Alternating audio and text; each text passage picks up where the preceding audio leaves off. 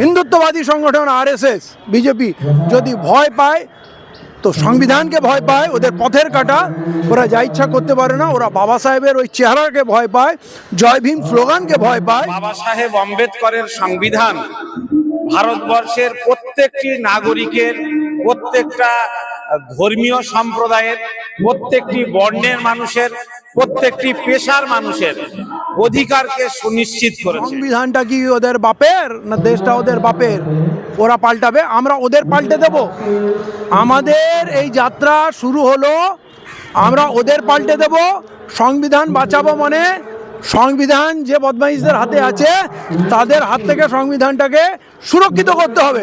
তার মানে কি ওদের গদি থেকে টেনে নিচ্ছে। এই ভারতের যে সংবিধান সেটা বাবা সাহেব আম্বেদকরের তৈরি করা সংবিধান।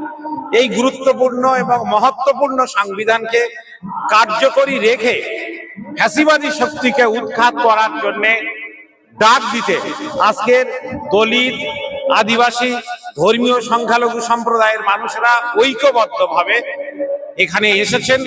সংবিধান যেমন পাঠ করবেন তেমন ফ্যাসিবাদী শক্তিকে উৎখাত করার আহ্বান জানাবেন।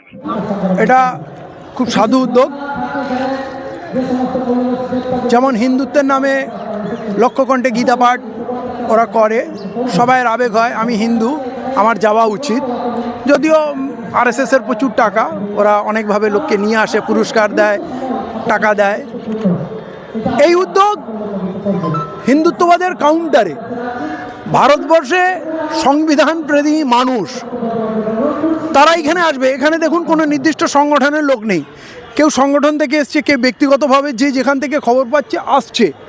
এই যে নীলা ঝান্ডার আকর্ষণ, এই যে বাবা সাহেবের প্রতি ভালোবাসা, সংবিধান সুরক্ষায় অঙ্গীকার, এইটা একটা শুরু হলো, এটা থামবে না। এরপর দেখবেন আমাদের মূল নিবাসীদের যত সংগঠন যেখানেই অনুষ্ঠান করবে প্রথমেই সংবিধান পাঠ দিয়ে শুরু হবে। সংবিধান পাঠটা একটা আমাদের জীবনের অঙ্গ, একটা সংস্কৃতির অঙ্গ হিসাবে পরিণত করতে হবে। এবং সংবিধান পাঠ যখন জনপ্রিয় হবে তখন দেখবেন কোটি কোটি লোক, ওরা লক্ষ্যকণ্ঠে বলে তো, কোটি কোটি কণ্ঠে সংবিধান পাঠ হবে। এবং যদি হিন্দুত্ববাদী সংগঠন আরএসএস বিজেপি যদি ভয় পায় তো সংবিধানকে ভয় পায়, ওদের পথের কাটা, ওরা যা ইচ্ছা করতে পারে না। ওরা বাবা সাহেবের ওই চেহারাকে ভয় পায়, জয় ভীম স্লোগানকে ভয় পায়। এবং এইটা আমাদের এক হওয়ার সময়। তো এই উদ্যোগ আমাদেরকে এক করবে এবং এইটা খুব দরকার। সংবিধান পাল্টাতে হবে, সংবিধানটা কি ওদের বাপের না দেশটা ওদের বাপের? ওরা পাল্টাবে, আমরা ওদের পাল্টে দেব। আমাদের এই যাত্রা শুরু হলো, আমরা ওদের পাল্টে দেব। সংবিধান বাঁচাবো মানে সংবিধান যে বদমাইশদের হাতে আছে তাদের হাত থেকে সংবিধানটাকে সুরক্ষিত করতে হবে। তার মানে কি ওদের গদি থেকে টেনে ছেড়ে নামাতে হবে। তার প্রক্রিয়া শুরু হয়ে গেছে। ভারতবর্ষের মূল নিবাসী মানুষ জেগেছে এবং অচিরেই ওদের বিনাশ হবে। এ দেশ যেমন আমাদের, এ দেশের সংবিধানও আমাদের। বাবা সাহেব আম্বেদকরের সংবিধান ভারতবর্ষের প্রত্যেকটি নাগরিকের, প্রত্যেকটা ধর্মীয় সম্প্রদায়ের, প্রত্যেকটি বর্ণের মানুষের, প্রত্যেকটি পেশার মানুষের অধিকারকে সুনিশ্চিত করেছে। বিজেপি ক্ষমতায় আসার পরে দরিদ্র মানুষের অধিকারকে খর্ব করছে, ধর্মীয় সংখ্যালঘু মানুষদের অধিকারকে কেড়ে নিতে চাইছে, তাদের উপরে দমন পীড়ন চালানো হচ্ছে। যারা দেশ ভাগ হওয়ার কারণে ওপার বাংলা থেকে এসেছেন, আমাদের পূর্বের রাষ্ট্র নেতা যারা ছিলেন তাদেরকে দুহাত দিয়ে গ্রহণ করেছেন, ওয়েলকাম করেছেন, তাদের নাগরিকত্ব দিয়েছেন। সেই জন্যই তাদেরকে ভোটার তালিকায় নাম তুলেছেন। আজকে তাদের উপরে এসআইআর এর নাম করে ভোটার তালিকা থেকে নাম বাদ দিয়ে বেনাগরিক করার ষড়যন্ত্র করা হচ্ছে। মোদী সরকারের এই ফ্যাসিবাদী দৃষ্টিভঙ্গির বিরোধিতা করে এই দেশের সবথেকে গুরুত্বপূর্ণ যা দেশের হৃদয়, সেটা হচ্ছে ভারতের সংবিধান। এই ভারতের যে সংবিধান সেটা বাবা সাহেব আম্বেদকরের তৈরি করা সংবিধান।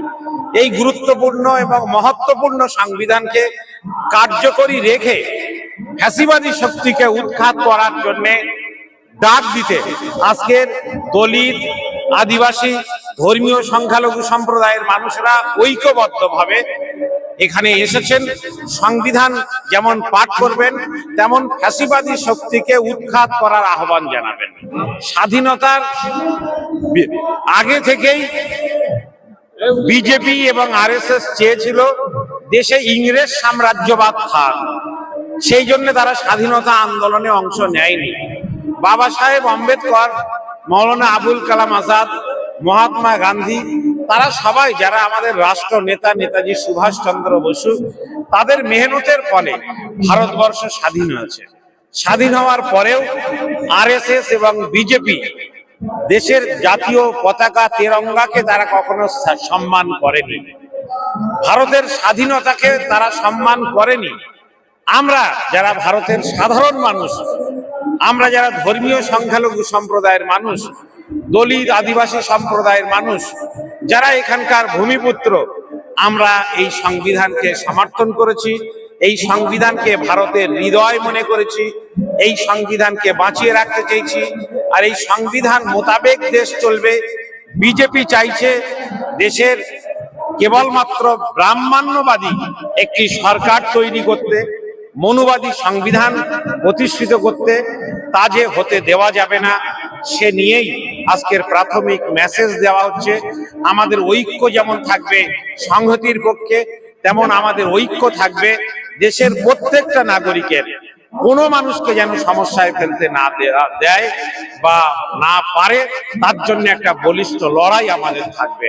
যারা জল, জঙ্গল, জমি নিয়ে লড়াই করেছে, তাদের আজকে নাগরিকত্ব নিয়ে প্রশ্ন তুলছে বিজেপি।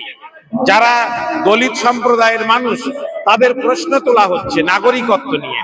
যারা এখানকার ভূমিপুত্র মুসলমান, বাংলাদেশে তারা যায়নি, এই মাটিকেই ভালোবেসেছে, এই মাটিতেই তাদের পূর্বপুরুষরা শুয়ে আছেন, সেই মাটিকে আজকে যারা বলছেন যে তোমরা বাংলাদেশি, তোমরা রোহিঙ্গা, তাদের বিরুদ্ধে শুধু আমরা কথা বলবো না, আমার পাশে যারা আছেন, আমার ডান পাশ এবং বাম পাশে যারা আছেন, আজকের যারা সবাই এসেছেন, আমরা অন্তর থেকে ঐক্যবদ্ধভাবে বলবো, আমরা এখানকার নাগরিক। যাদের মনে হবে যে এখানে তারা কেবলমাত্র সব ধর্মের মানুষের শাসন চান না, কেবল একটা ধর্মের উচ্চ বর্ণের মানুষের শাসন চান, তাদেরকে আমরা এই দেশ থেকে বিতাড়িত করব। তারা পৃথিবীর যে কোনো জায়গায় চলে যেতে পারেন, কিন্তু এই দেশ, এই দেশের মাটি, এই দেশের সংবিধান, এই দেশের তেরঙ্গা পতাকা সব আমাদের জন্য। এটা তো আছে, এটা থাকবে।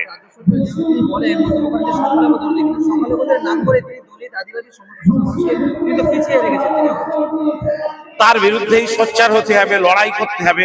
সেই স্বৈরাচারী মনোভাব রাজ্য সরকারের থাকুক বা কেন্দ্র সরকারের থাকুক, যে কোনো স্বৈরাচারী শাসকের বিরুদ্ধে সমাজের দলিত, আদিবাসী, সংখ্যালঘু সম্প্রদায়ের মানুষকে ঐক্যবদ্ধভাবে লড়তে হবে। আজকের সমবেত কণ্ঠে সংবিধান পাঠের মধ্য দিয়ে ঐক্যবদ্ধ লড়াইয়ের আহ্বান আমরা জানাতে চাই।